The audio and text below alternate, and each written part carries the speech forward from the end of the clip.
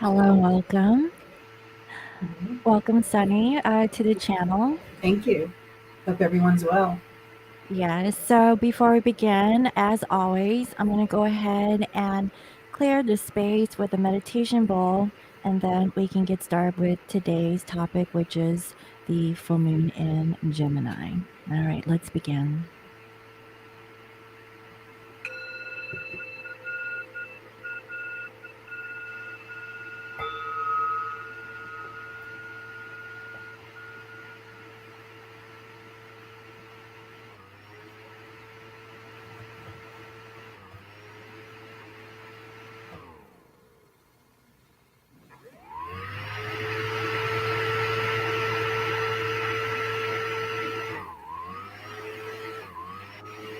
All right. So, I just noticed before we get started that I do hear your computer cycling.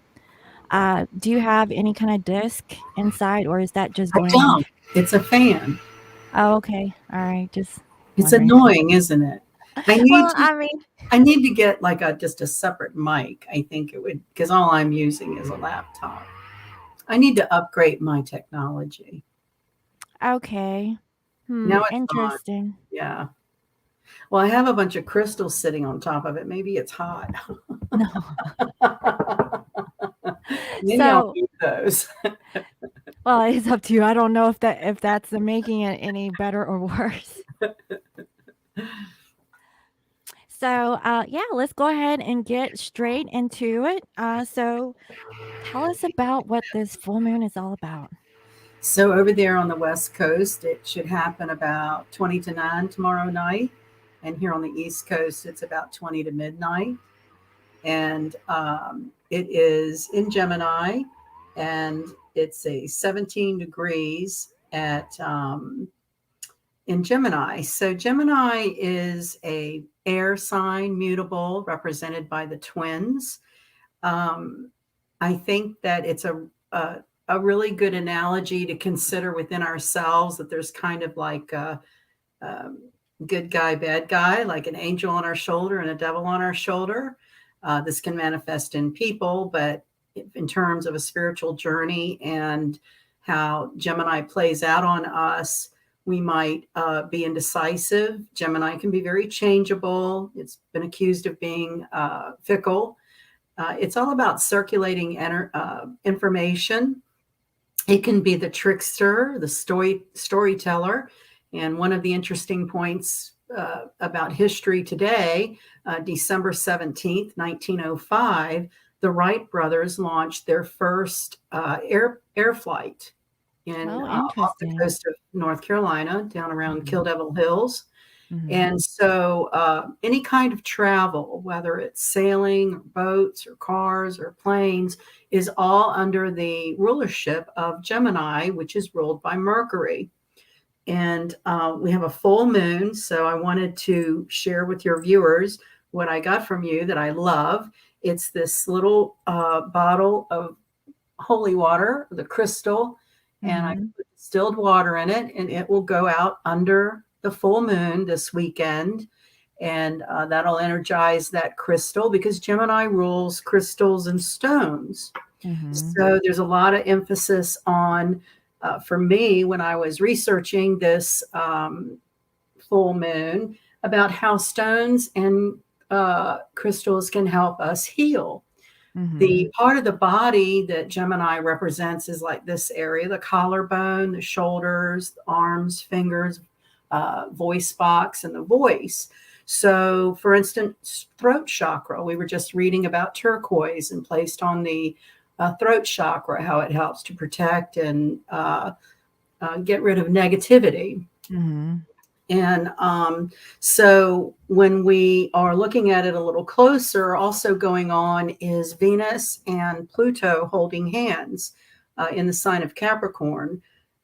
Pluto's at 25 degrees, Venus is at 26 degrees. That's called a conjunction. It's very powerful. And Gemini has a duality to it, right? It's the twins. Um, it could physically be two people, but again, If there's not another person you're dealing with, it could just be within yourself trying to battle that balance between should I, shouldn't I? Mm-hmm. It's a real good weekend to try to have some fun and get with family and friends and community because it's not a real serious energy.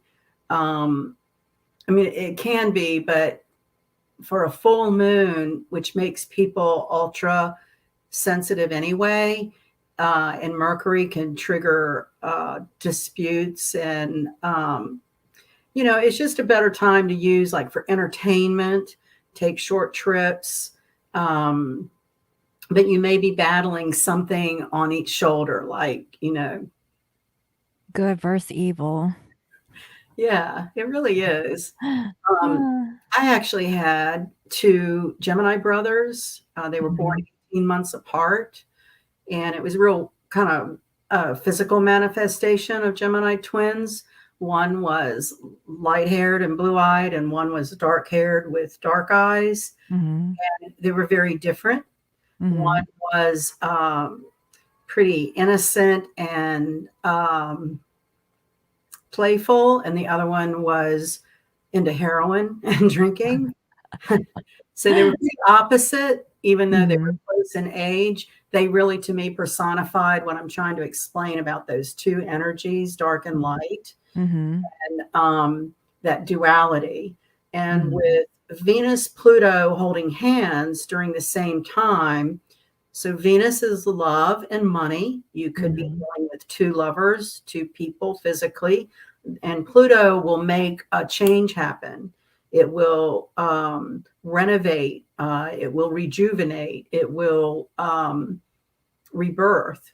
And also under a full moon, you should put your crystals and stones out to revitalize and rejuvenate the vibration of your stones. So there's a whole lot of focus on the duality in our life. Like we have this 3D existence that we navigate.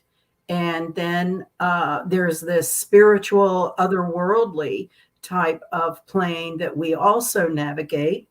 And speaking of navigation, I picked this up today. Um, Parabola is a mhm, navigational tool. If you look it up in Webster's dictionary, it will look like kind of a compass. It's used for traveling.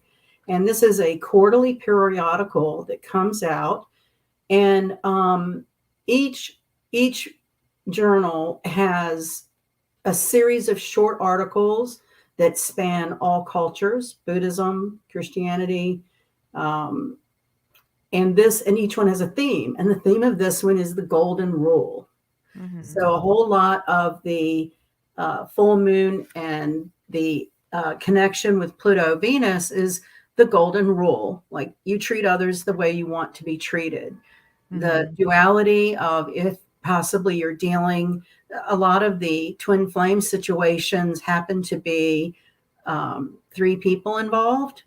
mhm, So Gemini is also bisexuality. So it could bring that element of your sexuality into play. But it is about a kind of a carryover. Remember our new moon that we just had at the first of the month in Sagittarius?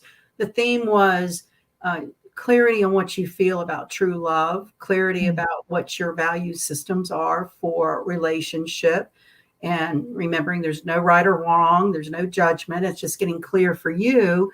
What do you need from community and communing with other people? So I wanted to point out something in here. It's just a short little like Aesop's fable, and it's the tale of the lion and the mouse.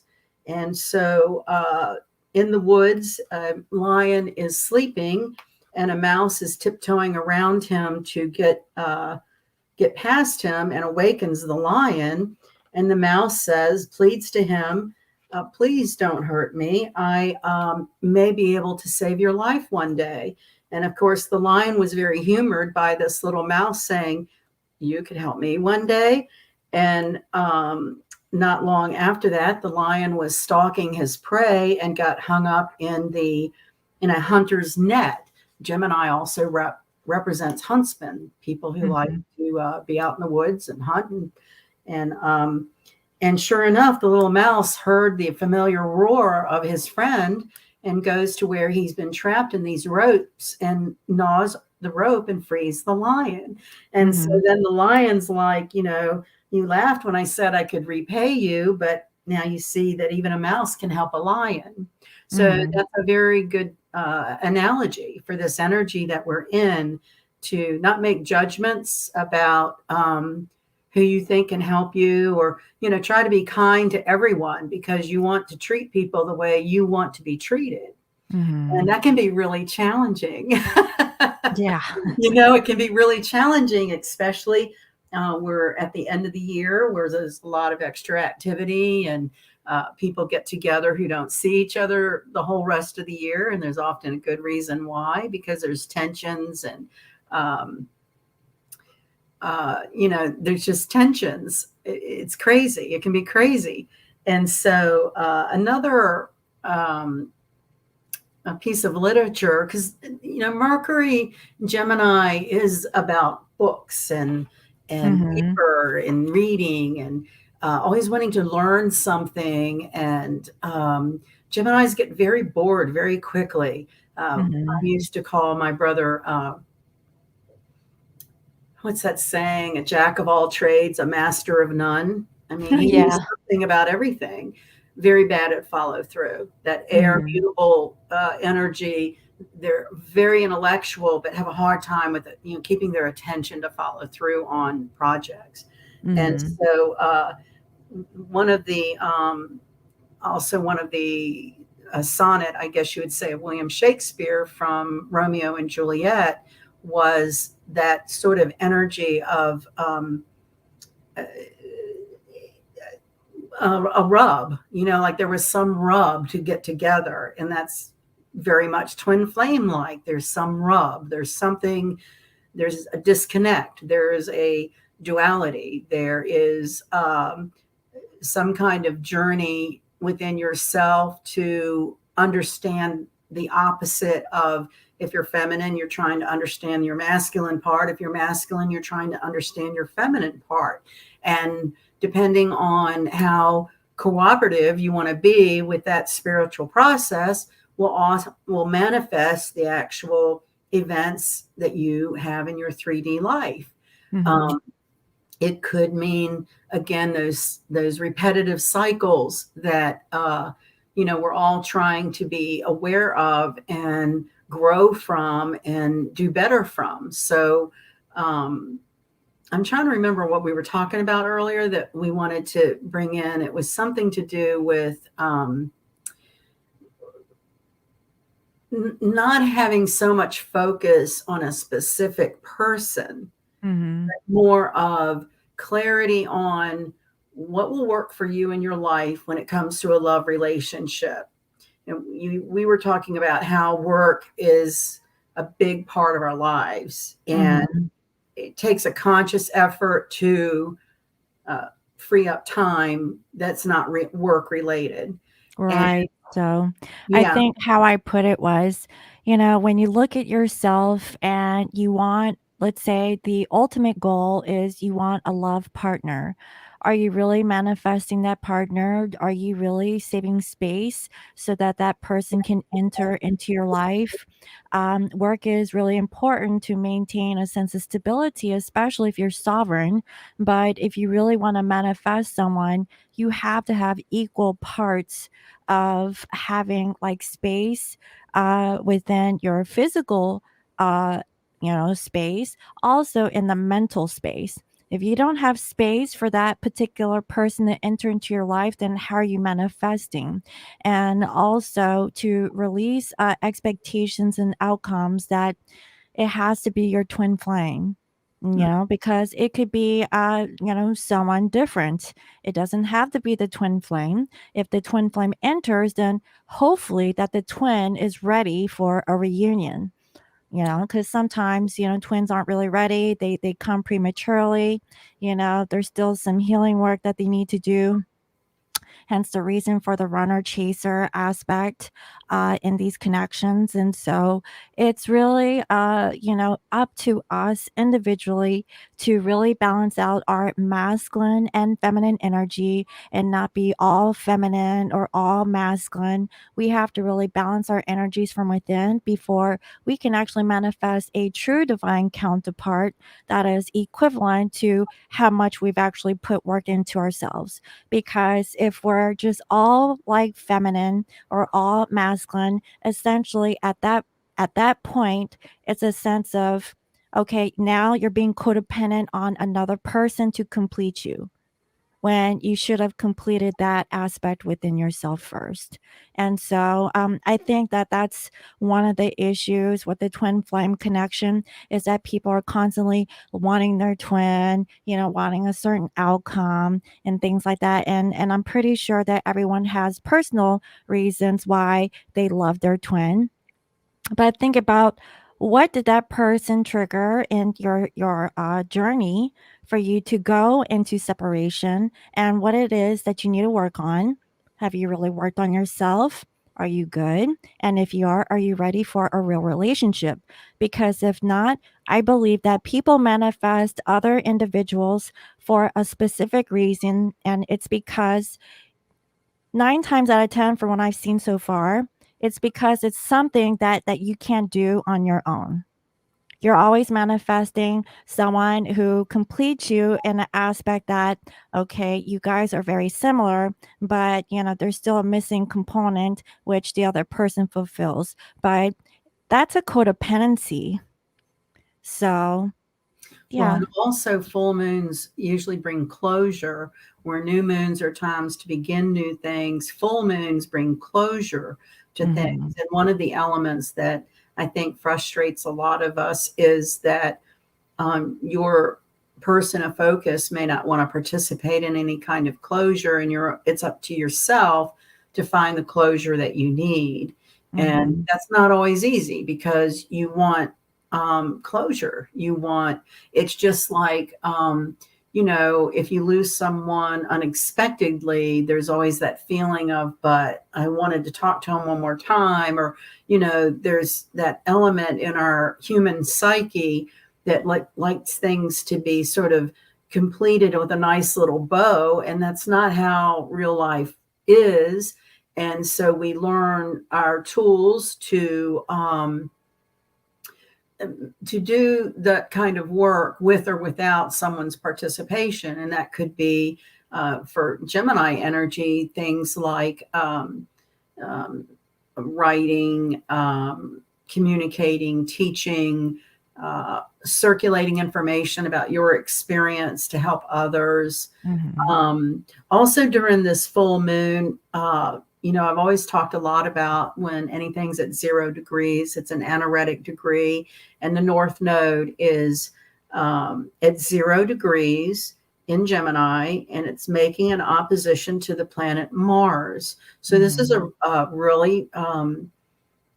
this is a really positive energy for a new beginning. North Node at 0 degrees is we've completed some kind of cycle, and at 0, we're going to begin again. And opposite Mars is that, it can be sexual, it can be masculine, it can be fighting for what you believe in. In Sagittarius, it's fighting for the truth, it's fighting for justice. So I like that energy with this full moon because Gemini can be fickle. It can be the trickster. It can be the storyteller. I mean, it can be very, very entertaining. And that's why full moon Gemini is a good few days to, try to lighten up, try to do things that connect you to the community and maybe friends you haven't talked to in a while. Or I've noticed around my area, there's more theaters that have been opened up, having live music and shows starting up again from being locked down. And that's a Mhm. real good way to do an air mutable type of energy is, you know, uh, perfect would be to go to, there are these public mines you can go to and actually dig for stones and crystals. And I saw something in the news recently about a guy dug up this huge gold nugget somewhere. It was somewhere in the Midwest, but that's very typical of Gemini full moon. And so within a few degrees, if you follow me here, Mercury rules Gemini, Mm-hmm. and a full moon is the sun opposite that. So then the planet Mercury in Capricorn is kind of a wide orb from the sun, but it's still there. And Mm-hmm. that also brings in communication and the ability to, I think a lot of people are going to experience a lot of completion over the next couple of weeks coming out of this full moon. It may be completion of projects, completion of, a series of research you've done. It could be completion of a relationship you've had, because that completion coupled with an opposition for a 0 degree north node, when something ends, it allows something to begin. And Mm-hmm. so that's a very significant energy we're in these last couple of weeks of the year. It's a great time to, of course, evaluate and, set your sights on what does a new clean slate and a new year look for you, look like to you. Certainly if there were work related things, because a lot of Capricorn energy there. It's hard to do the entertaining part when, all that heavy sort of Capricorn earthbound energy keeps us focused on, climbing that mountain the way the mountain goat does in Capricorn. They work very hard to get to the top of that mountain, harder than other signs in the zodiac. So, but air and earth are very compatible. So balance is very important through the holidays to not, one of the things they say about New Year's is people who don't drink the rest of the year are out drinking. And that's what makes it dangerous, because there's amateurs out there who don't hold their liquor or whatever. And Mm-hmm. so it's finding that balance where if you are going to like go and party and you're not really a partier, to just be very cognizant of, how are you feeling physically? How are you responding to the vibrations around you? Because more and more we are more sensitive as you become more and more spiritual and focused spiritually on your life. You are much more sensitive to outside vibrations. And so Mm-hmm. it's a really good time to practice that when you are out and around your friends and in family. I was with a group of old friends the other night, and we played charades. And, it's like, who plays charades? And it was just the lady who hosted this thing wanted everybody to, do something like that. And it was really fun. It was using your mind, your intellect, which is very Gemini. I was certainly learning something new. Mm-hmm. It was Mercury in communication, because you're not using your voice, but you're, doing your gestures to come up with a word. And that's so Gemini full moon. It was very interesting. And I was just kind of, observing this like group of 12 ladies, and we're all antiques ourselves. And then we know each other through the antique business. And so it was so funny. And I was sitting there thinking, I was like, this is so Gemini full moon. And Mm-hmm. also 0 degree north node, because these are all people that, we were fated to meet, our paths crossed with a like interest, and we were all doing something brand new, even though, it was right out, it was just really out of the left field. And then we did one of those weird kind of gift exchanges where, you take a number and you pick a gift, and whoever wants what tries to go back and forth. So that's a very that's very Gemini, to play games and entertain and just communicate with people, and try to keep it lighthearted, because this is not an energy that's really much for focusing on something serious. I think everybody I've talked to this week has made some sort of comment about, I just don't feel like working. It's just sort of, we're feeling fickle, we're feeling changeable, we're feeling moody. And so, and here's another thing that I love that I got from you, and we'll just get away with all of that yucky energy. And Yes. yeah, we don't need any of that. So, I just think it's really important to connect in nature with these kinds of energies, and crystals and stones are exactly from the earth and nature. If Mhm. I think in my article on my website this time, when I was talking about the way to do Gemini is to learn something new. And if you Mhm. haven't had a study of crystals and stones as a lifestyle, then people dabble in different things. And I found this book uh, downstairs. I hadn't opened it up in a long time, but this is a great book on learning crystals and stones. It gives you pictures of what they look like. It tells you what parts of the body they can help heal. Um, I always carry something in my pocket. A lot of times it's tourmaline. Tourmaline is very good for repelling negative energy. Mhm. And there's a lot of negativity and going out there. And then also rose quartz is another good one, because no matter how frustrated we are about things going on with friends and family and lovers, the ultimate lesson that we're here as spiritual beings is to love and not judge. So Mhm. even if someone has broken your heart, or cheated, or you feel betrayed, any of those negative feelings, I really believe that the crystals and stones help us clear our energy. There's all kinds of meditations where you can place different stones on a chakra and meditate. Um, Mhm. I believe your moon water instructs how you, once you allow this to sit in the full moon and be energized, then it can be used to is set an intention.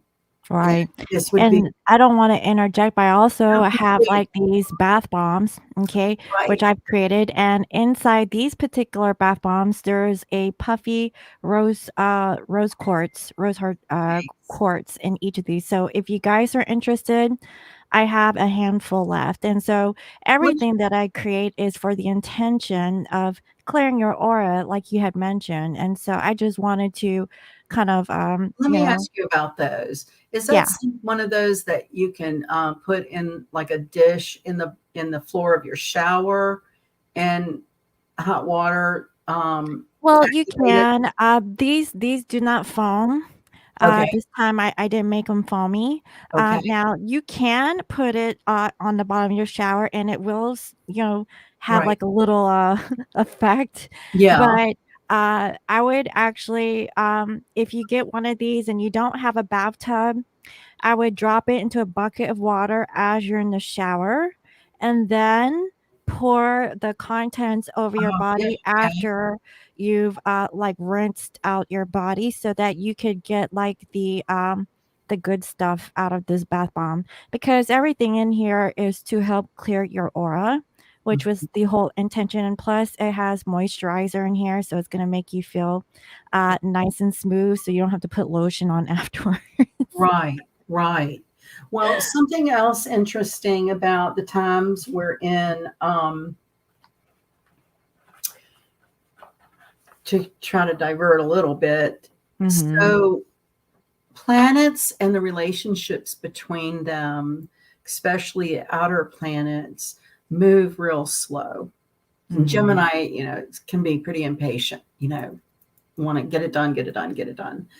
Um, I was making the connection Not sure what I stumbled on. I was trying to find some cards that I have about the three wise men being astrologers to find and use the Star of Bethlehem to find the birth of Christ, which is what some people celebrate coming next week. And that's where I was tying it in. And I don't think we've ever covered this live. I think we've probably talked about it when it was happening last year, but in December 7th, 2020 to be exact, the Saturn and Jupiter were holding hands. And back in the 17th century, 1600s, yeah, okay. So there was an astrologer named Kepler. And if you are a student of astrology, you've seen that name a lot. Kepler is a software. He was one of the ancient mathematicians and astrologers who documented theory. And his theory was the Star of Bethlehem was that conjunction of Saturn and Jupiter. And for centuries, there had been that debate of, was it a comet? Was it a meteor? You know, what was that star that was followed to find? So in ancient times, Saturn ruled Judea. It was in Pisces, and Jupiter rules kings. So that's why that conjunction meant someone was born that would have a very significant impact on humanity, which Jesus has. And so that energy came back to us last year in 2020. And these are very slow energies. So we are still, even though Saturn and Jupiter now are in Aquarius, Aquarius brings in that element of astrology and esoteric tools. And what I want for Christmas, if anybody wants to send it on, is I know. And I've been researching these bio amethyst mats. And there's a technology for healing using crystals coming into mainstream healthcare. Part of my business that I do is related to healthcare. So I really celebrate holistic medicine becoming more mainstream. And over the last 3 or 4 years, I've noticed that things like acupuncture and chiropractic things, cupping, are being done in more what you would say modern medical facilities. And these amethyst biomats are amethyst, and they work with your meridians and energy to heal arthritis, imbalance. There's several different makers, and that's where I've been trying to research really which one. Geez, they're expensive. They range from the $230 up till $1,800. The one I was looking at was like $650. It's kind of a smaller one. But this is very Gemini to be bringing crystals into your normal day-to-day life. Because, you know, typically how Gemini gets interpreted, like in astrology, is that they are talkative and they can be unreliable, you know, just very energetic, all over the place, going a lot of different directions.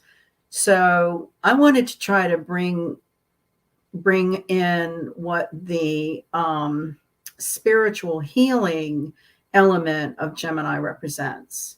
In my article for this month, I brought in the archetype or mythology of Pollux and Castor were the twins. They were two brothers that were inseparable. Uh, and the mythology behind that was they were always there to help in a crisis, like seafarers or a ship in a storm. They were the constellation that sailors looked towards to get out of the storm. So there's that element of coming to the rescue to help or to heal that is associated with Gemini. And so we all know about, they're talkative, they can be changeable, but I was trying to bring forth the more spiritual element of they protect travelers, and they are there to help, and that means in community. So I think more and more communities are having to find alternative ways to do things, whether it's because of shipping issues or money issues. I know that there are different commercial facilities not staffed, so people need to find other ways to do what they need, whether it is to get treated for arthritis or an injury, or your typical sore throat, or there's just I think a trend towards looking for the old ways. And that's sort of my commitment to my work, is not forgetting the old ways. So Gemini is a cold, astringent kind of energy. And so herbs like fennel and parsley and chives, actually, integrating those into your food to help internally with what do I want to say, inflammation, which is usually the bottom line for any imbalance in the body. So I just think it's fascinating that some of the, history does repeat itself. So, how they may have treated things 20 centuries ago and got forgotten, little bits and pieces are coming out of a need in the community, which I know I keep saying that word, but Gemini is very much about helping the need of the community. And thus that booklet, the parabola, and the theme this time being the golden rule, I think that's a big part of where we are right now is, even though you might feel frustrated and upset, I think I was talking to you a little while ago when we were figuring out time and everything tonight. It was all I could do to restrain myself from blasting someone in an email over my work, because they were making me nuts. It was just crazy what they were saying. And I really had to dig deep to be professional and kind. And that's that kind of energy. I want her to be professional and kind to me in a difficult situation. So that's what I needed to put out. And it took everything I could, because full moons are a lot of pressure in the atmosphere. You might feel more jacked up. You might feel more aggravated than usual. Angry. Yeah. I mean, it brings emotion to the surface of your skin, because, the moon and its relationship to the earth and the gravitational pull right down to the tides in the ocean do have an effect on our electromagnetic energy that surrounds our body. And more babies are born during full moons, more murders are committed. So there is a definitely intensified vibe. And in Gemini, it can be really scattered. So I'm trying to be the reminder notice that it can also be about community and the golden rule. And, it's easy to pipe off or react spontaneously when your nerves are on edge. But, I'm here to say, put some tiger's eye and citrine in your pocket and, really try to balance your energy and stop and and pause before blasting off at somebody, because the North Node opposite Mars, Sagittarius, Gemini, is also primed for arguments, and arguments caused by other people out of our control, right? It's not anything really that we can necessarily instigate. It just is, we become part of some communication that we have to deal with. Sounds like a part of the community, though. You're saying a Yes. sense of community. So it doesn't have to be necessarily from that particular person, but because as a community, it's energetic and it's being passed off Like from one of the person to things that person. I had to get my car worked on. It took like half a day, and so I walked around different shops and things, and it's interesting. We all have different perceptions of things, and I love to just listen, right? I love to just walk and listen, and I'm kind of entertained by what sometimes people will say, and sometimes it's all I can do to not say something, but that's not what we're here to do, right? We're just here to try to be the best person that we can be, and be very clear on our own value systems and what we need to feel balanced in our life. But the thing that I've noticed over the last couple of weeks with the holidays and the extra activity and out and about is you have some people, talking about shortages and nothing on the shelves, or, like what they want, the brand of what they want is not there. But every time I've been at any shop or anything, it seems fine. I guess it must be regional. Like I remember at Thanksgiving, they were talking about if you could find a turkey, it would be like $80. But around here, I heard that we we're had money a whole turkeys, big jumbo turkeys lined up in the freezer. I'm like, well, I think we have an overage on this side, That sort of manipulation of communication, that trickster energy of Gemini is, let's see, that would be the Fool card in Tarot, I believe.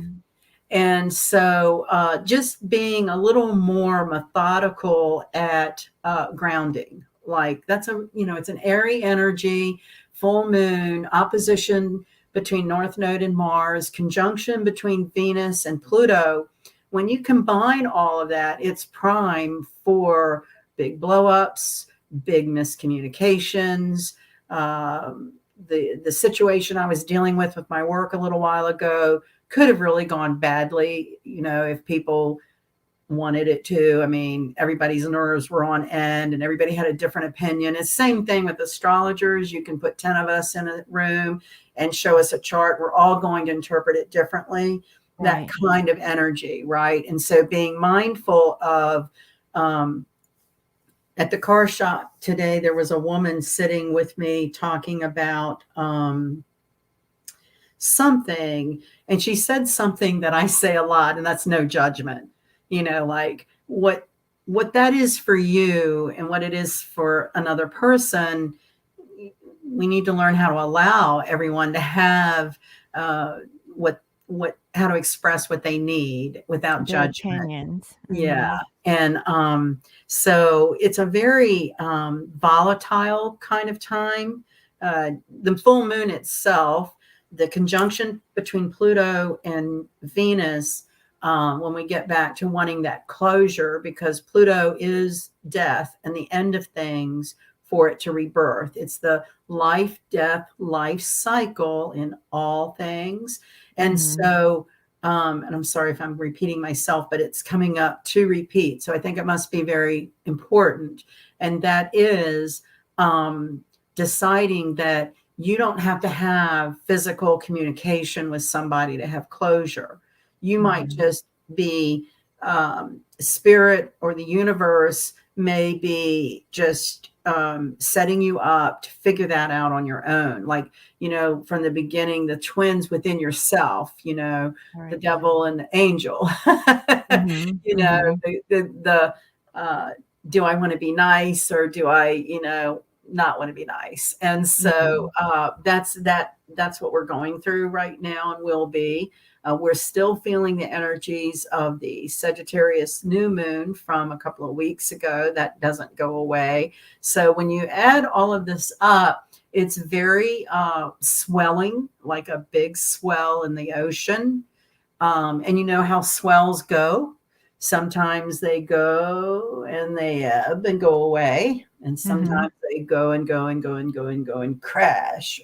Mhm. So that's kind of how I feel these energies are. Is we can sort of try to go and ebb, or Mhm. provoked at the wrong time with the wrong people, or whatever, we might crash on the shore. And not to say that's necessarily a bad thing. It might be a time where you need to finally tell your boss off. I know I have recently. I put it to him about what I think is going on, and that's not me, but it's just this swelling of, you know, we Kind of all like pent up emotions, got to get it out, well, people and will treat you the way you allow them to treat you. The mhm. golden rules. This comes back to this whole theme again, that if you allow yourself to be taken advantage of, or we had an arrangement and he's not held up his end of it, and I told him I'm pissed off about it. And so it felt good and it felt important, because it's no good walking around feeling like you're being taken advantage of or being taken for granted or don't deserve recognition for what you do, whether it's in a love relationship or a work relationship or family. This is a period of time for all of us to be very clear on our boundaries and what we need from people in our life and how we want to be treated. And that Mhm. conjunction to Venus in Capricorn is that energy of, these are my boundaries. And when you're sometimes when you're just too giving or too nice, people just think you're just going to keep taking it, and then Mhm. it just gets to a point where you have to set your boundaries, because it's healthy physically. If your body starts having issues, it's usually an emotion going on, and you don't want that. Right. I've had this theory. I took care of my mother through pancreatic cancer, and it was horrible. But my mother was a very boy, she kept a lot of anger inside. She tolerated a lot of bad behavior from a lot of people and family. And Mhm. and then I've had a lot of cancer around me. My two best friends dying of cancer, all very quiet, mild, uh, kind of energy, but inside with like a fire of anger. And Mhm. I think that's, maybe where I've learned to try to, you know what I mean? It's like, as long as I'm being honest and, some semblance of reality, it's important to express how you feel. And that's where we come down to, you don't always have that other human being on the other end of the phone line or sitting across from you to give you that closure and to give you that feeling of acknowledgement. And Mhm. so I think that's where spirituality and our tools for what we do um, comes in, because it's difficult. We all want what we want, and we want to know things. And so much of life is a paradox and mysterious. And we have to come to a point where we just accept that there are answers that we will never know. And we have to be Mhm. okay with that. Well, And I think that's kind of in alignment with what happened to me personally, where I wanted closure from a particular person, but I got it from someone else. Not what I expected, but hey, I'll take it. So I'm generalizing now. yeah, If I had a longer history with a particular person and I'm now finally getting closure from that situation, I'm okay. So that's my green flag to just accept things as they are and just move on because life happens. We got to live in the present moment like you said earlier. And and I think that with this Gemini full moon, it's really a time for communication, really getting things off of your chest, and speak now or forever hold your peace, because this energy may not come back around where you want to speak your mind about a situation, but also being grounded at the same time, like really setting your healthy boundaries. So for me, this energy is, it's like, you mean business, you're very serious, Mhm. you've come to a conclusion, closure or not. I really do feel like it's an energy of ending a cycle, so that we can finally have that fresh new beginning that is around the corner Right. with the start of the year. So I definitely am picking up on those energies, and I definitely have been feeling the anger and possible resentments. But I figure, you know what, universe is showing this to me. I gotta release and let it go, and just And I move on, really right? think that, our crystals and stones help with that energy Mhm. balance. Oh, Um, yeah. especially, putting them out under full moon and allowing them to. I know I've had boxes of rocks and stones that haven't seen the light of day in a long time. And when I started, I wanted to try to glean some other information about Gemini than what we all typically associate it with. And so, being that it rules crystals and gems, it prompted me to go looking for some things that I thought, well, I know I have that now. I haven't seen it in a while. So, I'm going to, have a nice little box of crystals and stones out in the full moon this weekend.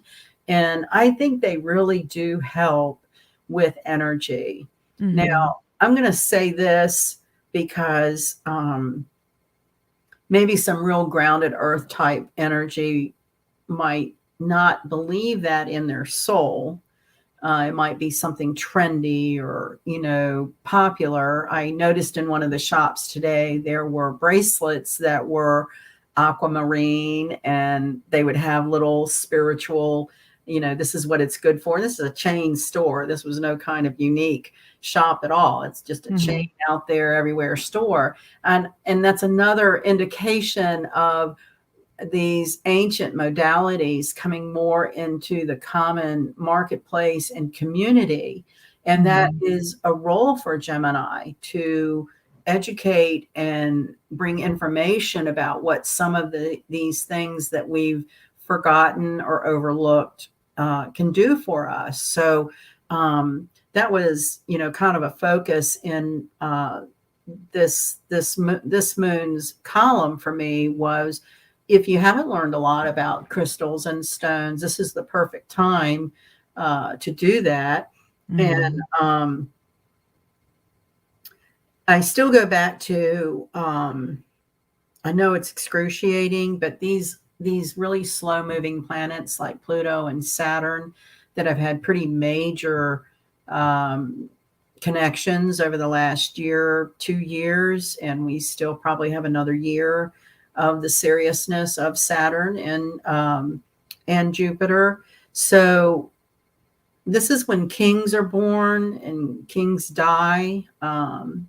It's just it's a historic cycle, and we can either kind of grudge through it or try to be open to, learning new things and seeing things from different perspectives, and really trying to be more compassionate to what other people might be going through. um, and that's all about these energies. The north node at 0 degree opposite Mars, Venus conjunct Pluto, and then of course the full moon in Gemini, and then Mercury also kind of hovering there around the sun. So the Mhm. good thing about that is, and the way Mercury and the sun can interact with each other, say, um, so this sun for this full moon is at 26 degrees. Mhm. So if you had in your chart Mercury, within 3 to 4 degrees of your sun, that's challenging communication. That's hard for you to communicate your thoughts. Like you may think it one way, but it doesn't always come out the way you want. Mm-hmm. In this particular full moon, there's about a there's about a 10-degree orb. Okay. So that's a pretty wide orb, which means that communication should be clearer. It's not diluted by being right on top of each other. Mm-hmm. And then, but Pluto and Venus holding hands within 1 degree of each other is okay because it's making a trine to this North Node and Moon. And trines make difficult things easier. Uh, Mm-hmm. in relationship issues, that might mean less fighting over property, that people come together amicably to talk about a challenging situation. And there's an extra little boost from a guardian angel or some kind of luckiness. Trines are all about making a difficult aspect easier. Mm-hmm. So even though Pluto and Venus conjunct itself can be very difficult in Capricorn, that's a hard energy to deal with. That could Mm-hmm. also mean breakups because somebody is at work all the time and the other Mm-hmm. partner doesn't feel like they get any attention. Mm-hmm. Could be love at work that went bad. Mm-hmm. Never do that. Or be prepared for if you do that, that it, to have romantic relationships. Tell that to a Capricorn. Yeah. Yeah. You're both at work all the time. And Actually, that was the biggest issue when I was married to my ex-husband. He said I work too much, yeah, I and think I that's, never could find time for him because I always had a deadline. And I told him, I said, "Well, I can't accommodate to your needs because this thing is due tomorrow. right. And then after tomorrow, there's another deadline. So when do I have time for him?" You know? Well, So, here's a more positive expression of Pluto, Venus in Capricorn, making a trine to a 0-degree North Node in Gemini. You could meet two new people. Gemini has duality to it. You could mhm, have two jobs. You could have two people you're trying to juggle. decide. Hmm. Yeah.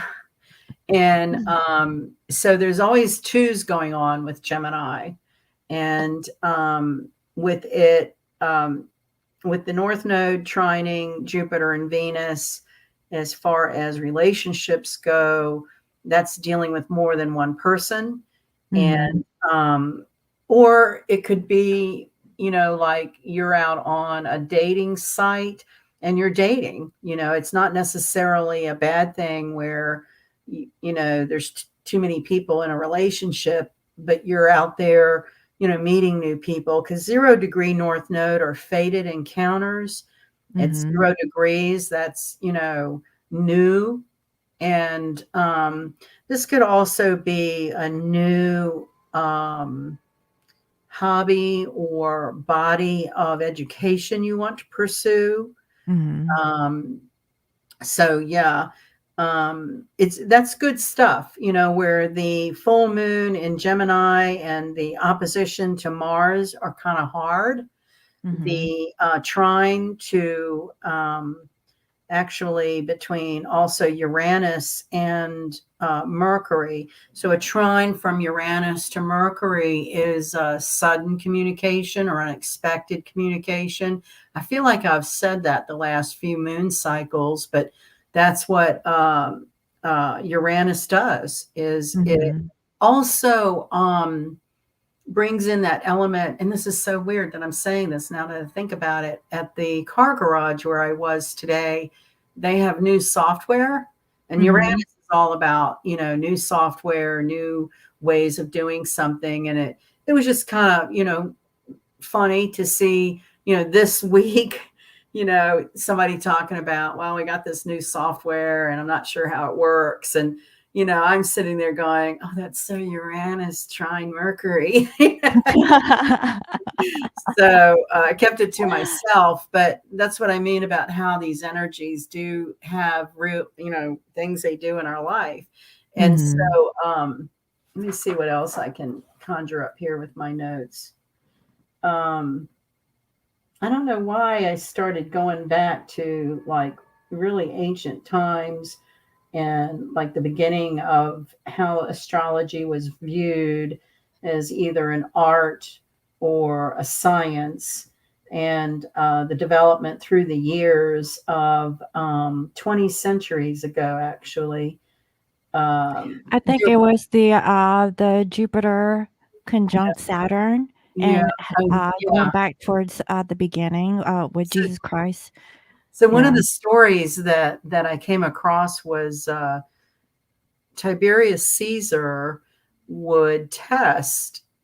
All great leaders had an astrologer. The idea Mhm. was an astrologer could tell you the best time to go to war, the best time to harvest your crops, that almanac kind of information.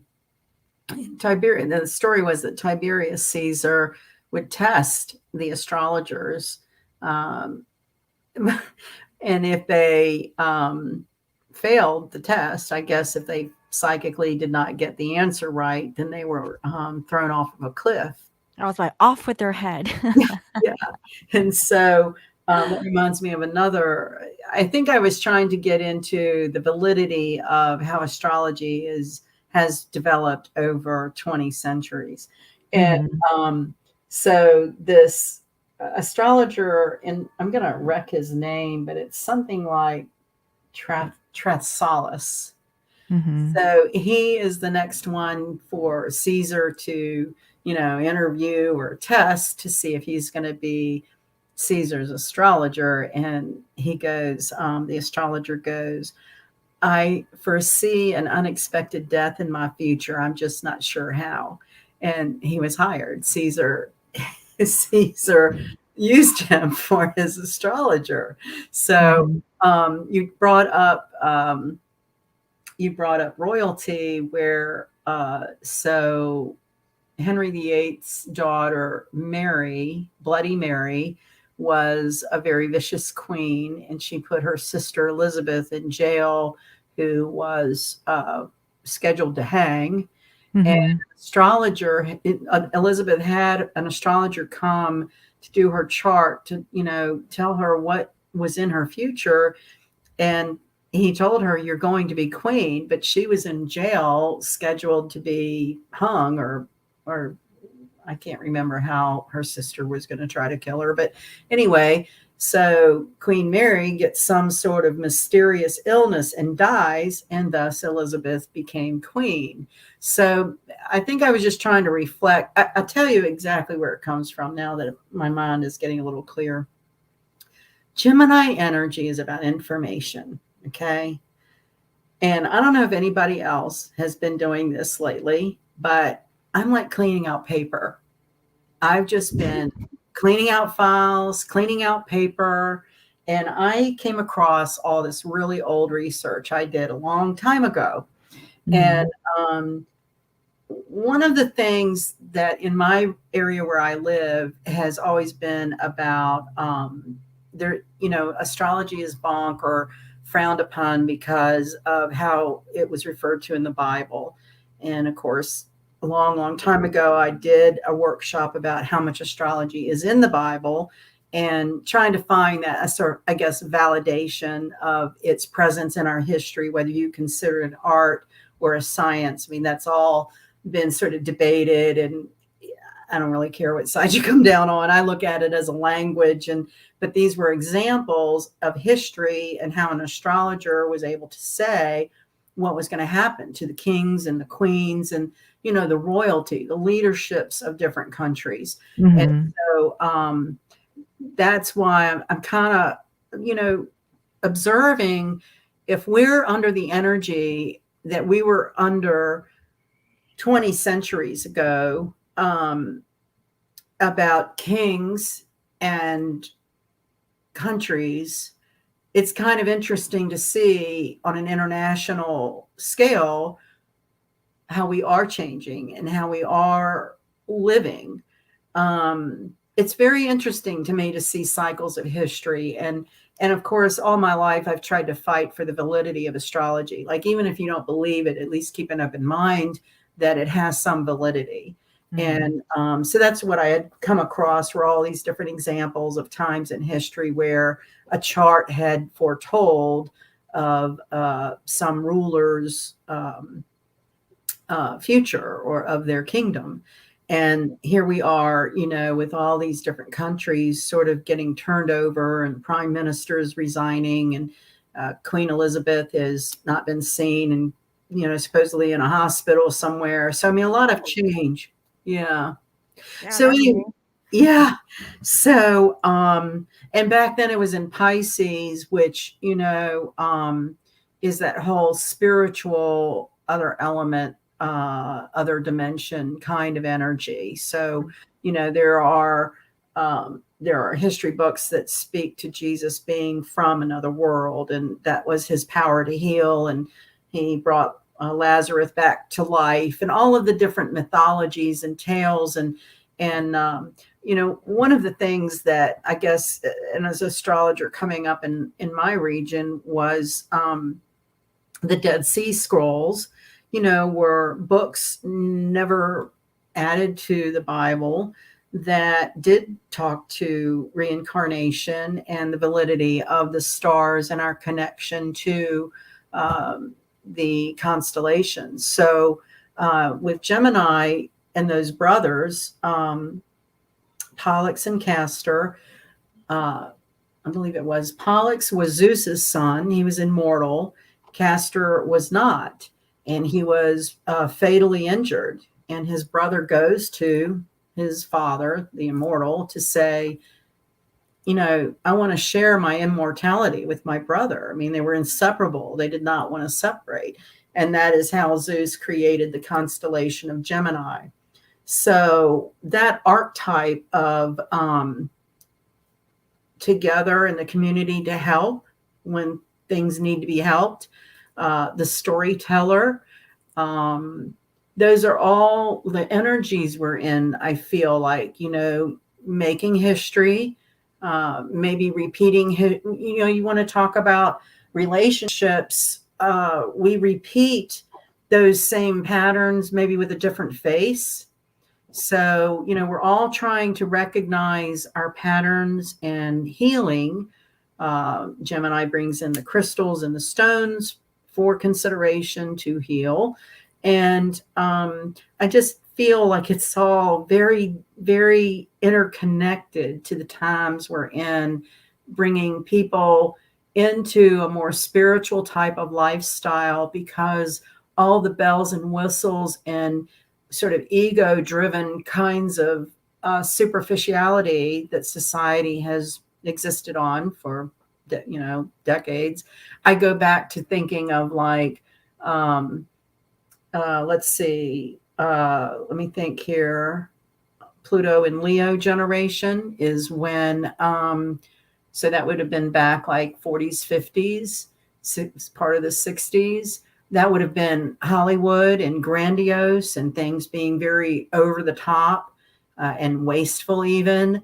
And then as you get into the late 60s, Pluto and Virgo generation comes along, and they're the humanitarians who want to clean up the wastefulness of the earth. So generationally, when you look at people and when they're born and sort of the themes of their life, it's just kind of interesting to me, I think, and worth trying to, hey, I just thought of something. Gemini, learning something new.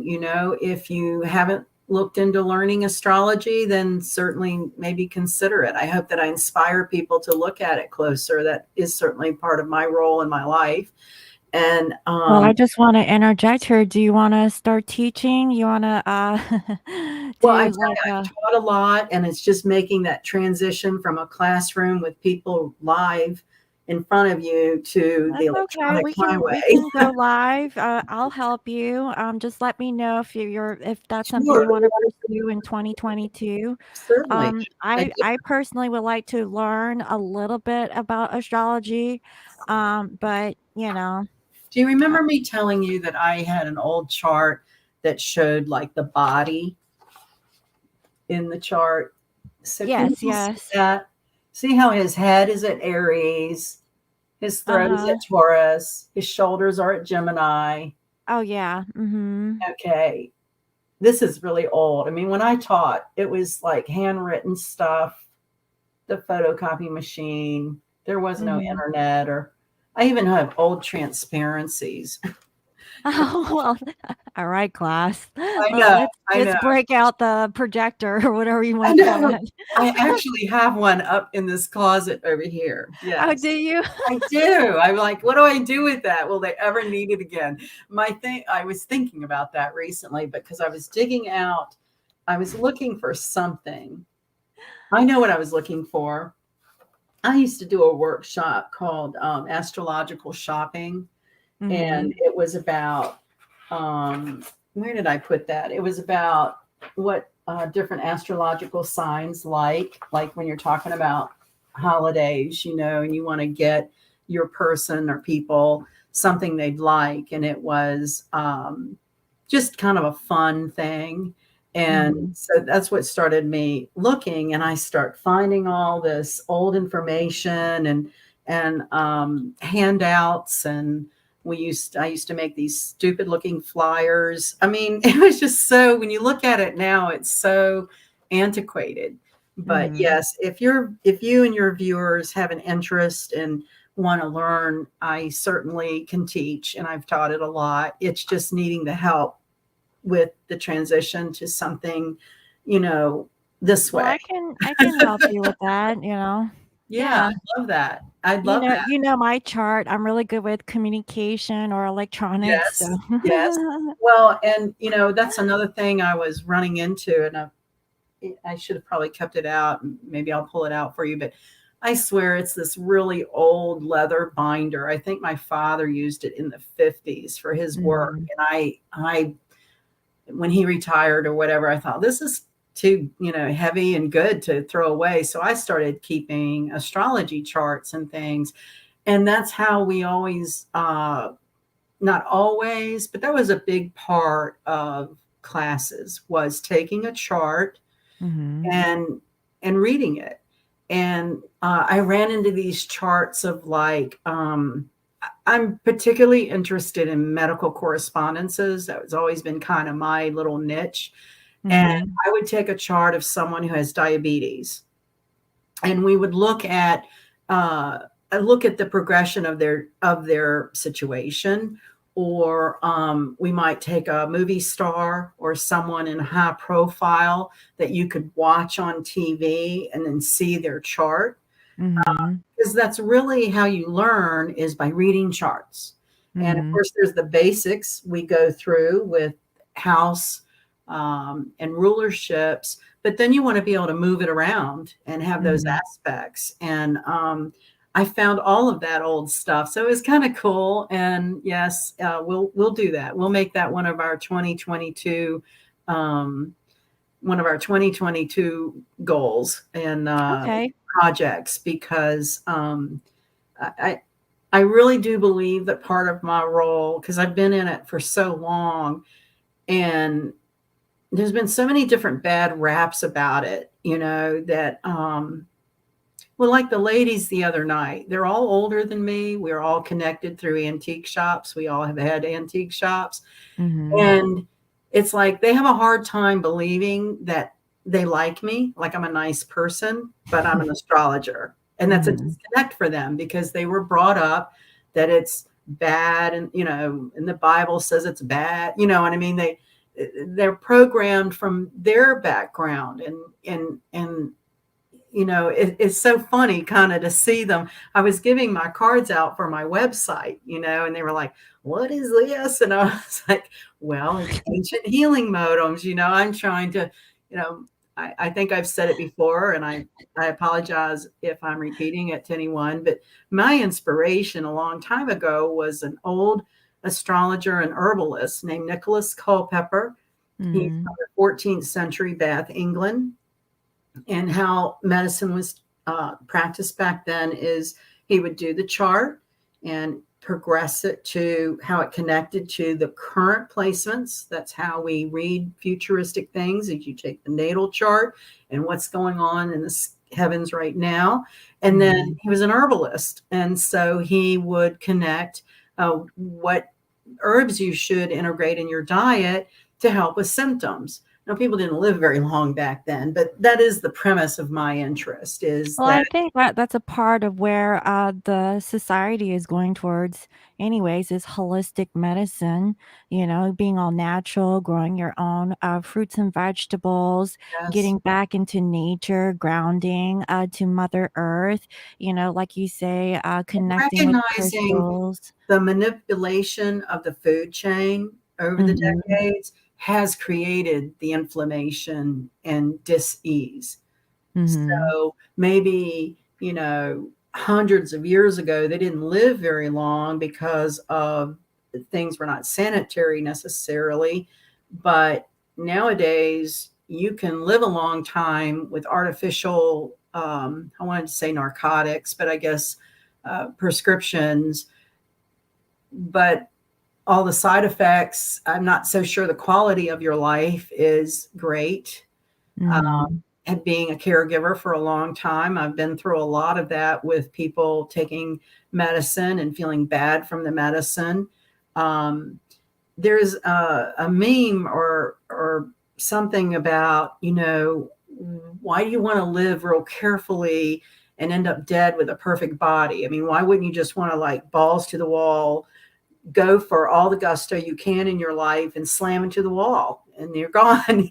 So I mean, there's a couple of different philosophies to look at that, right? Where, you know what are you saving things for? What are you being careful about? I mean, I get it. I mean, I get it, but and that's a very blanket statement, but I guess my Hmm. point is, when you see all of these class action lawsuits as a commercial, an info commercial, because if you took this or that, or you were exposed to this or that, and I always love it when they say, and you died, or you're someone died. It's like, well, how does the person who died file a lawsuit? I mean, it's just craziness. And so I do think all of that has to sort of come to a head and implode, and then we go back to some, it's cyclical, right? So Hmm.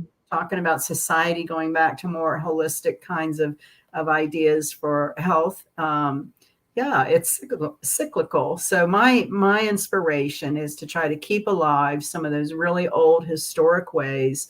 Um, my mother and I have gardened herbs all our lives, and we used to go to these festivals back in the 90s and had organic herbs, and no one gave a flip about anything being organic back then, and we were looked at strange then, but that's what we grew up on. That's what she grew up on. That's what we knew. And so now to see that, I ran into all of these flyers about vinegars and soaps we used to make, and I had a little greenhouse and would grow the herbs, and want to sell herbal plants, and people just like walk by our booth like, what is that? And so now it's like, yeah, it's everywhere. So I've always just had a disconnect about timing, I guess. Well, I think it's the time for it now. I hope so. I would like that. Hmm. And Yeah, I mean, I see it all the time on Etsy. I look at tinctures that people sell, and I'm like, yes. wow, there's a lot of people who buy that, like I'm kind of impressed, Well, one of the but things yeah. that I ran into was, it's a farm that was a couple hours south of me, and it was a weekend of making tinctures and salves, and it was an herbal farm, and it was a real odd thing to do back then. But I ran into all of the notebook and everything about what we did, and this was kind of stuff I think I'd kind of forgotten about. But as I was searching through papers and everything, I was like, I have to remember that, full moon in Gemini, this is about getting rid of paper and disseminating information. And yeah, it's a busy kind of energy. Yeah. So Okay. yeah. And let's see, if you wanted to get your Gemini something that they would like, it might be something like personalized stationery or nice pens, anything to do with writing. And then, of course, anything to do with travel, some nice luggage or tickets to an island or, a vacation, or they're also very big readers. So, maybe a book on subjects they like or something. So, yeah, it's kind of fun. Yeah, interesting. I think there's somebody in here that has Gemini or is dealing with the Gemini. Yeah. You want me to run through them quickly? The shopping by astrological sign? Yeah, sure. Christmas is around the corner. Why not? Yeah, it's not a lot. It's not a lot. It's just a couple little ideas for each sign, but I'll run through them here. Okay, so I'm gonna go ahead and put the spotlight on you. I gotta turn down the heat. Okay. So you can Okay. go ahead and All oops, right. Well, there you go. That's hold fine. on. We can Let me keep see that here. there. Um, there All you go. right. So for Aries, they really like gadgets because they have very little patience for anything that takes a long time. Office accessories and work types of gadgets. They love fitness focused gifts like a smartwatch, or maybe a membership to yoga, or sign up for Tai Chi classes.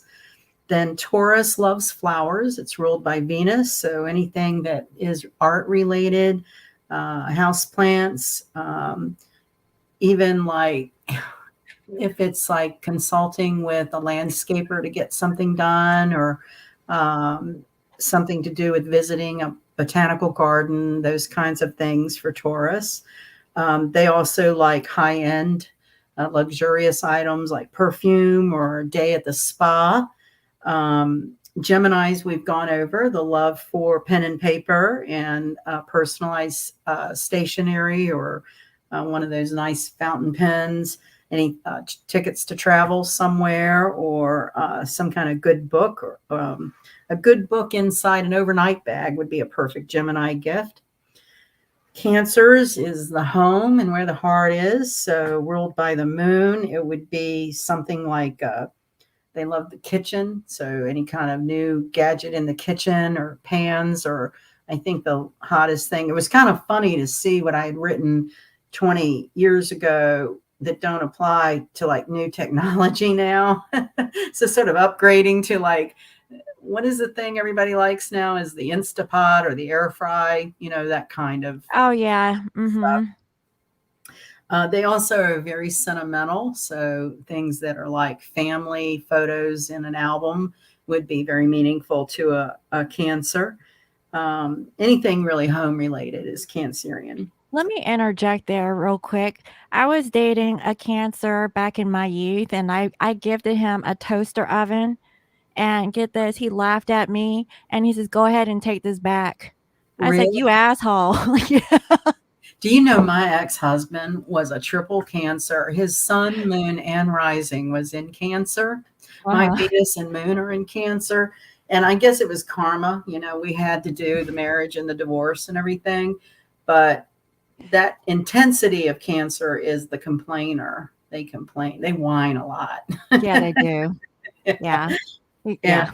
yeah, I just had to share the whole toaster oven thing. I was like, "Well, I that's, did that. It didn't yeah, work." they were very considerate. He just didn't like to cook. Yeah.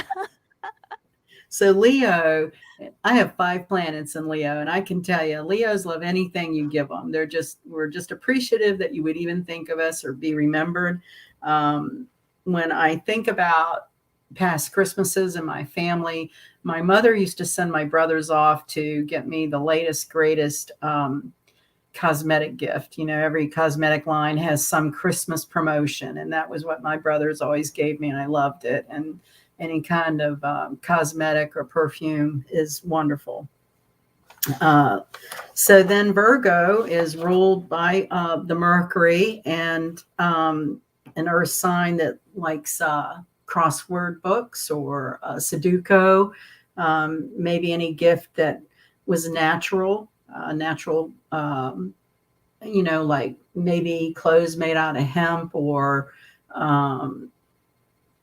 they're very humanitarian people. So anything that is conscientious of the environment and organic, like Virgo would prefer organic beauty products, where Leo, is just More flashy, over there. elegant. Yeah, I know. I'm ashamed. I just, It's okay. they also, it might be, they also might like enjoy someone paying for them to take a cooking class or some kind of class. So Libra is a lot like Taurus. They like luxurious things, velvety or satin pillowcase. Again, the art plays into Taurus, and pretty jewelry, things like that. So the Scorpios are deep and mysterious. Anything that's secretive, or I always used to say like a box with a secret compartment is very Scorpion. They're very individualistic, so they like personalized gifts. That might be nice lingerie. They can be somewhat sensual. So Bring anything out the toys. anything black and leather, that's a beautiful leather jacket is a very Scorpion, if you didn't want to go the other route. So Sagittarius, the thing about them is you don't want to give them anything trendy or a fad. They really don't like. My I mom think was, they like vintage, right? Vintage yes, stuff. and she would shop, and if she saw a blouse or something on a rack, if she saw another one, she would not buy it. She wouldn't buy anything that was mass produced, Right. or the trend for that year or whatever. They are world travelers, so international subjects. In fact, I was in Barnes and Noble today, and they had the whole section of international travel and books about different places. That would be a good Sagittarius gift. My son, he likes globes or world Yeah, maps. yeah. Yeah. He Or like, he has places like he likes to look at maps. I'm like, okay, where you want to yes, go next? they had really nice, large, like wall size maps you could get. Passport case, some kind of nice accessory for traveling. One of those, I don't even know if it applies anymore. I know when I traveled internationally, you had to have one of those converters for the electricity in your room. I think that's a good idea. Yeah, their plugs are different and stuff. So anything comfortable and practical for a Sag is pretty good. Capricorn, they want it to be practical. So something like something that has historic value is very Capricorn. Vintage brooch, sentimental hand-me-down, something maybe like a gift card for a local museum or coffee book, table book.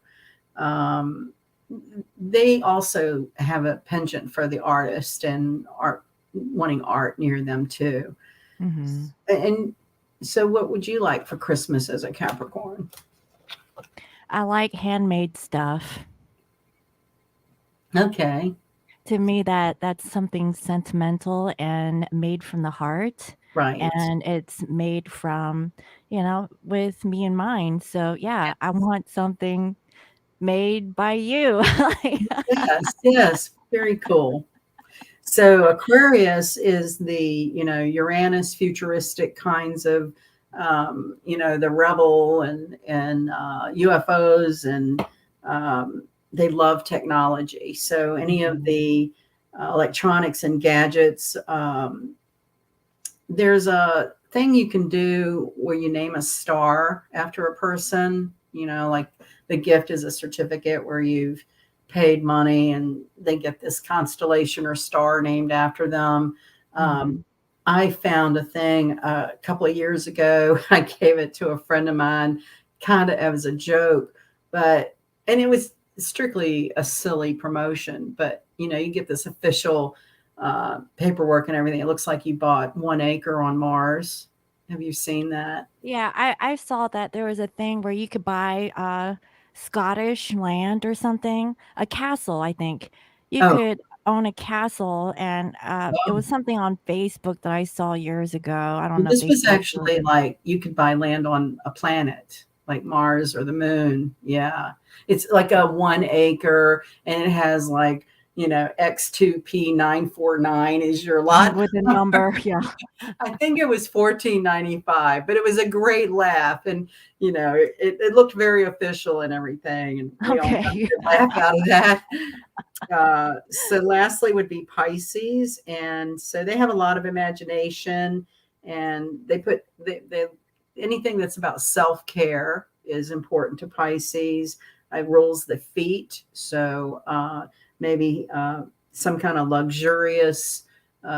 Fluffy slippers or nice sheets or something. Pisces appreciates that, and depending on, they also enjoy poetry, and movies, entertainment. Uh, Depending on the Pisces, um, I'm not sure if I would recommend getting them alcohol or not. A lot of, they would like it probably, but you I don't want think to my brother, if just using my brother for an example, he gives me what he wants. So like. he takes out the guessing out of it, and he'll say, "Hey, this is what I want. I already did the research on it. Get it on this day because they have a sale." What And he is says, it? "Well, I already saw the review, so you don't have to go through that. So this is what I want." I was like, "Okay." Like, So was it ever like a bottle of scotch or wine? no, it was a baby crib because he's having a Oh, baby.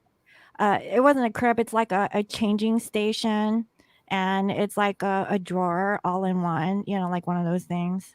right, right. Yeah, yeah, he's excited for the baby. So, did you want to pull any cards? Yeah, let's go ahead. I think you have some I do. interesting I cards. I have. don't have crystal cards, but That's our theme tonight is Gemini rules crystals and stones. So yeah, I these would just are say you can go ahead and just pull out the cards because I don't have anything to correspond to it. so that's what we have is the Wisdom Healing Oracle. And this Okay. is by Judy Hall. And Judy Hall has put out quite a few things. So how do you want to do it? What do you want to ask? You want to ask the question, or are we going to go sign by sign, or Yeah, how would just you yeah, I think that if you just go sign by sign and just pull for each one, like? I Okay. could actually just pull a card to see what pops up, but it's All let's right. see. Well, Let we'll me let start. me turn around and see what I got in my collection. Let's see. I also have the crystals and stones for each sign. We could maybe do that. So it'd be Alright. curious to see if for the sign we pull the card. Let's see if we can do that. So for Aries, their stones are the diamond, the ruby, hematite, carnelian, bloodstone, and aquamarine. Okay. Oh, and that was going to flip out. And we get, I can't pronounce it, Kambaba Jasper. Oh, I can't see. Here, let me hmm, hmm, hmm. I have, I was trying to pull out some stones. So, like, this would be a jasper. Mhm. There's all kinds of jasper. So, for Aries, let's see what that says. Ancient echoes attunes to your personal biorhythms, to the natural cycles of the planet, It facilitates deep clearing of your karmic body and ancestral lines. So that's really quite appropriate. The healing insight is by changing how you view things, you dramatically improve your well-being. How about that? That's very appropriate for what we're talking about. Mm-hmm. Mm-hmm. So then we have Taurus. That's emerald, topaz, tourmaline, tiger's eye, emerald, and lapis. And I'm getting rose quartz. Okay. So rose quartz is that pretty pink stone. Right. I actually have that on my desk. Yes. Oh, a heart. Mm-hmm. So it represents unconditional love. Rose quartz is full of unconditional love and infinite peace. It draws loving relationships to you, heals past emotional traumas, or provides support during a crisis. How about that? That's pretty cool. Mm-hmm. And let's see, healing insight. Unconditional love is the greatest gift you can give to yourself or another. That kind of ties back into the golden rule theme for these energies that we're in this month. So that's very cool for Taurus. Mm-hmm. All right. So Gemini, our full moon, center stage. Moonstone, citrine, calcite, opal, agate, and tiger's eye. And I don't know what this one is. Maybe you do. Aurora light. Yes. Mm-hmm. Yeah, it looks like a fluorite, but I think it looks similar to a fluorite, I think. But All yeah, right. aurora light, yeah. So it is for Gemini and the I think soul it's connector. That's pretty mm-hmm. cool. I think it rules like the higher chakras. I don't know if it's crown specific or third eye. Soul star and stellar gateway cleanses and aligns all chakras. Oh, So okay, awesome. exceptionally high frequency, Mm-hmm. aligning to as above, so below, as without, so within, leads to a sense of rightness and immense well being. So, how great is that for Gemini full moon that we're in? That's actually a really nice stone to actually go look for. Hmm. It really is. There's a great old stone place around here. It's been around forever. I love going there. Mm-hmm. So, Cancer, the stones are ruby, emerald, moonstone, rhodonite, Cassaprice. Weren't we talking about that earlier? Amber. All right. Yeah, I think don't you have an amber skull? Or no? I have raw amber. Oh, raw amber. Oh yeah. Mm-hmm. Yeah. It's sap. It's petrified sap. Right, right.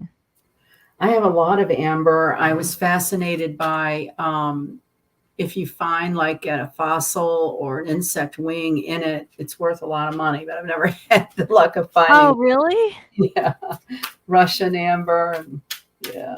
Let me get, what are we doing? We're doing Cancer here. He's trying to fall out. Oh, malachite. I do have some malachite here. Let's see. What does it say? Number 5. Hey, malachite. Then isn't that like a It's stone that came from the outer space or something? that's you're thinking of moldavite, I think. This Moldavite. yeah, this is like a little pyramid of malachite. Okay, got it. All right, 5. That's number 5. And that is the subconscious mind. It brings to light ingrained programming and toxic beliefs. An amulet against pain. This is a powerful stone for emotional transformation. It stimulates the survival instinct. That's Cancer.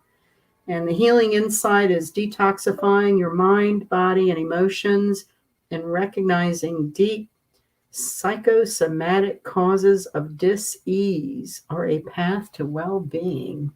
That's pretty deep for Cancer. Right, yeah. You got all this home and family stuff going on this time of year, right? Mm-hmm. All right, where is Leo going? So Leo's stones are, let's see, peridot, ruby, sunstone, tiger eye, opal, and amber as well.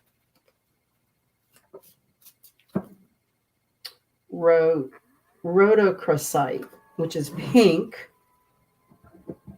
Oh yeah, actually, you Yeah. know what? I purchased some of those beads over the past week or so. Oh, you did?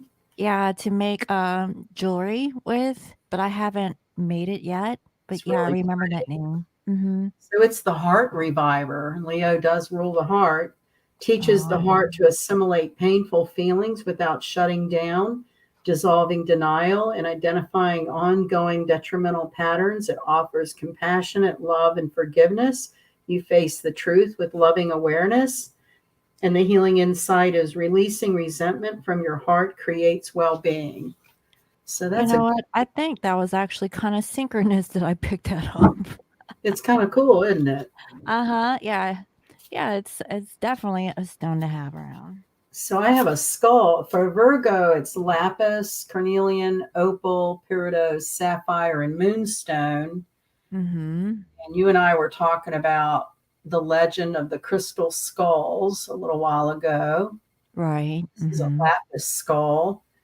There are 13 crystal skulls from the Atlanteans that were given to the, darn, I'm getting confused. What number was that? I'm sorry. I got to thinking about the crystal skulls. You said 13 skulls or crystal skulls. And the idea is when they all come together, they unite humankind or humanity uh, Oh, with kind of like peace. an activation type thing. Well, they stop all war and bring like a higher sense of peace and harmony to mankind. So I'm looking for Oh. number 13 here. So Max, the Crystal Skull, did a tour in this area. So lapis is about heavenly wisdom. It wards off all kinds of like auspicious stones. Let's see, wards off come out. Oh, come chaos. Wards off chaos of all kinds, and one of the most auspicious stones in the ancient world. Healing insight, attuning to your divine nature enhances your well-being. So Virgo is the earth sign that, likes to be connected to nature. Mm-hmm. Okay, let's see. Get me talking about the crystal skulls. I get all scattered. Okay. Oh no. God. So Oh my after Virgo, I think it's Libra, right? Yes, Libra Okay. is opal, topaz, jade, tourmaline, and aquamarine. Aquamarine has become extremely valuable where it used to be just not all of that big a deal You stuff. know, it's funny you say that because I have an aquamarine bracelet that I have in my shop, but nobody likes it. Oh, you I'm kind of do? yeah. I mean, Let me actually pull it out. Let's see.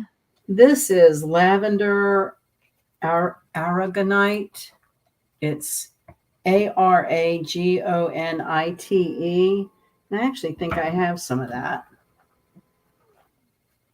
This is lavender. The lighting doesn't show the lavender very well. Mhm. So, what does number 37 say? That is environmental healing. It heals your personal environment and Earth's meridian grid and raises the vibration of the planet. So, that's very cool. Oh wow. A healing insight, if your environment is unhealthy and disharmonious, it cannot support well being. Transform it and well being returns. So that's for Libra. Hmm. Interesting. Yeah, the holidays bring all kinds of disharmonious environments, don't they? Right. So yeah, I Oh, just wanted to show that this is the aquamarine crystal that I have, and it's well, really gorgeous, and it comes with the knot, the eternal knot here as the It's beautiful. class. Yeah, it is. So if you guys are Oh, interested, here's it's a Scorpio. uh-huh. Citrine, obsidian, malachite, lapis, turquoise, and aquamarine. And we pulled Azeztulite. Azure light. All right. So that's number 26 for Scorpio. And it means cosmic evolution and imbued with immense spiritual energy and information for guidance and insight. They are here to help Earth ascend into a higher expression of consciousness. We kind of have that theme going, don't we? Mm-hmm. Healing insight is recognizing that every soul is precious, ensures you remain in cosmic harmony. The golden rule. It's so weird how there'll be like one or two messages and you can't get away from it. Right. So Sagittarius is smoky quartz, lapis, sodalite, labradite, and clear quartz. Mm-hmm. Okay, this is falling out. Eye of the Storm. Now, I've never heard of that. Oh, that's interesting. Eye of the Storm. I've never heard of that. Me neither. We're learning. We're doing our Gemini full moon. Yeah, we're learning something new. And this is 48. And that is safe haven. Eye of the Storm is a safe haven for your soul, a calm center no matter what upheavals may occur, a life support system during stressful times or serious illness. Hold on to it during challenges so you can keep things in perspective. Mm. And the healing insight, you can stay centered and calm no matter what storm rages around you. That's excellent. Wow. Yeah, it's really interesting. It looks like a jasper. I think it is a jasper. Okay. Yeah, it's like a form of jasper. Yeah. So then we have Sag. Mm-hmm. That would be smoky quartz, solidite, labradorite. Am I on the right one? No, we just did Sag, so now we are doing Capricorn. Okay. Obsidian, tiger's eye, smoky quartz, rose quartz, and clear quartz. I am surrounded by crystals right now. My mind is just not here. It's okay, honey. Like I had a headache before I started. Like, Oh, it's my favorite turquoise. oh We love yes. turquoise. That's my favorite one. 39. And this is for Sag, right? Mm-hmm. No, Capricorn. God, what is wrong with me? I'm sorry. It's Okay. okay. Oh, God, I swear to God. I'm just like, We're almost done, honey. So, True Riches is turquoise, a copper-based stone attracting good fortune since antiquity. Turquoise was popular for protective amulets, sacred to Venus and to Buddha. It linked earth and sky and made a potent love charm. Mm-hmm. Healing insight. I've never heard that about turquoise before. Your true riches lie not in the bank, but in your heart. Oh, exactly. Yeah, Yeah. Capricorn is very deep. Once you get to the core of a Capricorn, there's just that connection. Kind All of right. very similar to a Scorpio. So then we have Aquarius, and that's Mm-hmm. amethyst, garnet, turquoise, jade, labradorite, and aquamarine. This Mm-hmm. will pop out. Okay, this is some sort of clear quartz they're calling soulmate. Oh yeah, it's a twin crystal. Oh yeah, I see it now. How Mm-hmm. appropriate for that to come out for us tonight. Right. I think everybody calls it different, different names. I thought I had something that looked like that. Let's see. 35 is, oh, God. It says the twin flame. Yeah. Two crystals side by side call in a twin flame, a complement to your soul. This is what people mean when they ask for a soulmate. A twin flame bonds two people in an intimate relationship or unites you with the higher part of your soul. The healing insight is you don't need anyone else to make you complete. A twin flame complements your own wholeness. Yep, that's what it's all about. I could have sworn I called it like a. No. Anyway. All Yeah, I right. think I have a twin crystal somewhere. Hold on. They're pretty cool. No, that's not really. It's right here. This was actually given to me by a lovely subscriber. I don't know if she is Love it. watching. Yeah. It's actually a nice specimen that she gifted me, but yeah, this That's is a awesome. That's twin awesome for it to crystal. come out on your program. Yeah. Okay, and then finally we have Pisces, which is rose quartz, calcite, sugilite, aquamarine, and moonstone. This guy wants to come out. Okay, didn't we get this earlier as a tulite? As a tulite? Azure light. Azure light. So are we getting that a second time tonight? That should be Mm-hmm. something kind of significant. I don't remember what it says. Cosmic evolution. Are imbued with immense spiritual energy and information for guidance and insight. They are here to help Earth ascend into a higher expression of consciousness. I'm going to read something different about it since we've already read. So, the divination, you are here to represent spiritual light on Earth and help it to evolve. Make yourself heard. Mm-hmm. A project is successful no matter what. Avoid becoming impractical and having too high an opinion of yourself to the detriment of others. Retain your humility. Isn't that interesting? Mm-hmm. My goodness. Well, just Yes. sort of a completion of all of this information. Let's pull one last card. Okay. This is just for the full moon in Gemini, Pluto conjunct Venus, and the North Node opposite Mars. Oh my gosh, we got another duplicate. What Look, is it's it? the one you bought. Oh, okay, yeah. Uh, Rhodonite, right? yeah, and there's different parts of these. I'll read something different about it than what we did before. Okay. It So is that's the like heart of the. It is the heart reviver. right. The Yeah, definite healing the heart. and the chakra is the heart, solar plexus. Um, Divination, time for a change of viewpoint. Begin to seek the gifts in your experiences rather than seeing the negative effects. Check out whether what you were taught in childhood is still relevant to the person you are today.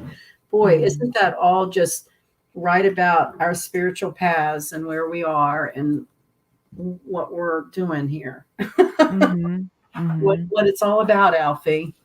Right, right. Yeah, well, those are really interesting. Thank you for sharing all the crystals and the meanings for each sign and Water. yeah, so guys, if you're interested, I do have all of those crystals. So whatever Sunny is showcasing, that little crystal vial that she showed is actually in my SMI limited edition smoke box or smokeless kit box. So it's a Got a full little package thing. It comes with a crystal. It actually comes with a couple different crystals and it's specific for full and new moons. And so, if you guys have that box, go ahead and set your crystals out, set your intentions. Go ahead and I don't know, dust them off. Put them underwater. yeah, Get them out the closet. Whatever, and put it out under the moon because they're gonna be supercharged this time. yes. Um, yeah, Gemini rules definitely. crystals and stones. So this Right. would be the intensity of that moon and how we should be using the energy. Right. And So, go have something entertaining. Do something entertaining. Sometimes a spiritual path can get very heavy, and uh, so we need to lighten up and try to just relax a little bit and slide into the new year. I know, right? Well, thank you, Sunny, for Thank you. joining me on this beautiful day. And if you guys are interested in booking a reading with Sunny, you could navigate towards www.lionmountainhealing.com and book an astro reading with her. And if you're interested in where you and your divine counterpart are at, you can definitely, check your charts to see where you guys are at and your connection.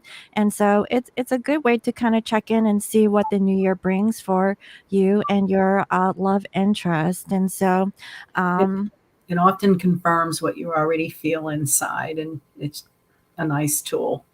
oh yeah, definitely. I always compare her charts with my my readings, and so everything that I need confirmation on, she actually can verify with her astro reports, and so um, thank you, Sunny, Thank and you. I really hope that you guys take advantage of that, and happy full moon, guys. Okay, take your spiritual baths. And just again, I do have my limited edition bath bombs. These actually have the rose quartz puffy hearts. Now, this one is my personal puffy heart, but the puffy hearts that go in that bath bomb are these. Sorry, guys. So they're cute, but this is my personal one. Okay, guys. Uh, so you get this beautiful puffy heart. This one you can put in your thing over here. Okay, keep it close to your heart. You can put this in your pocket so it's not as big and heavy as this one. But that's why I got these little ones also so it could fit into this bath bomb here. Excellent. Um, yeah, so go ahead and get your limited edition. It's also a great gift if you're into gift giving. These are And great gifts too, you know. oh yeah, don't Uh, forget the feather ones, guys. So, yeah, go ahead and check it out in my store.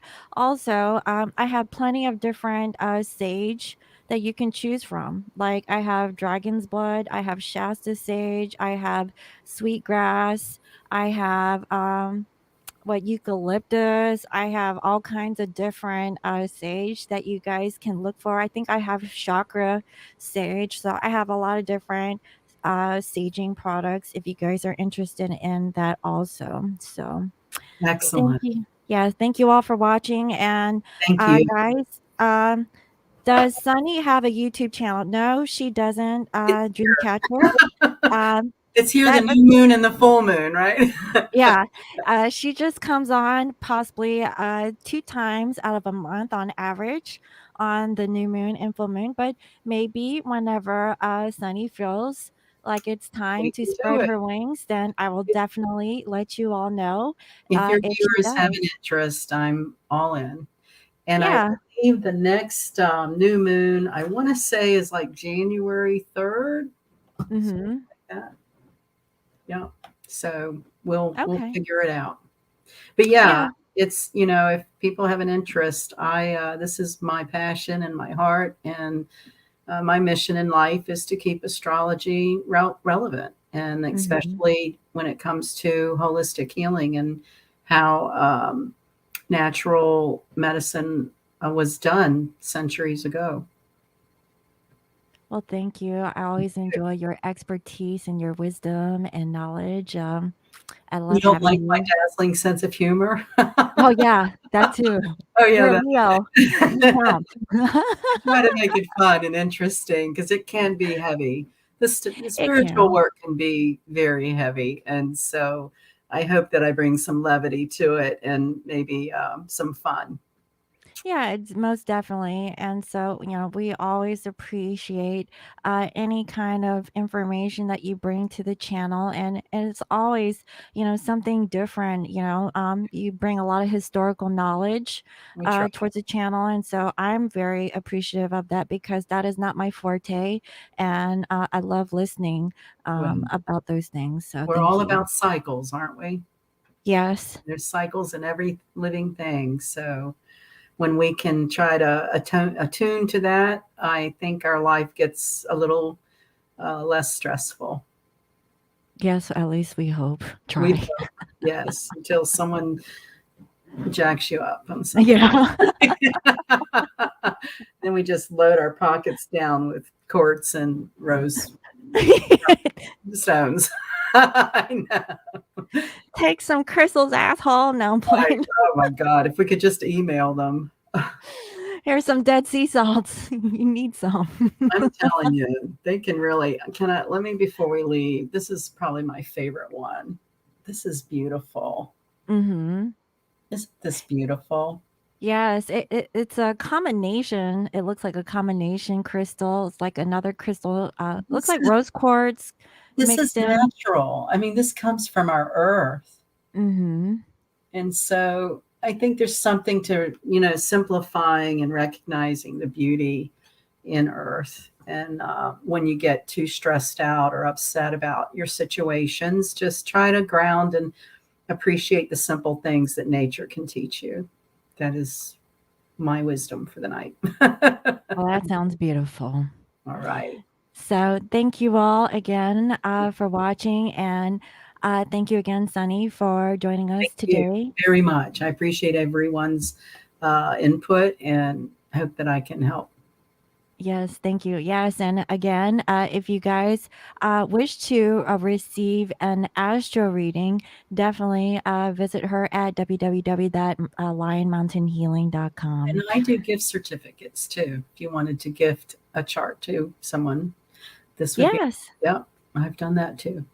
Okay, yeah, go ahead and check her out, guys. I Yeah. know that I'll be It's a getting beautiful something. website because of you. Yes. Well, thank you, honey. We're gonna spruce it up and add more stuff to it next Good. year. Yeah, we are getting there. Yes. All right, guys. So thank you again for watching. And oh, and just a little tidbit. I may come on a little bit later on tonight. If not tonight, maybe tomorrow, to do a general collective reading for twin flames. How's that? Sounds great. All right. I'm I gonna look check my forward to that. energy and see what happens tonight. If not tonight, tomorrow. It sounds good. All right, guys. So thank you all again for watching, and I'll see you next time. Bye Thank you, bye. Scorpio Moon. You're welcome. Bye bye.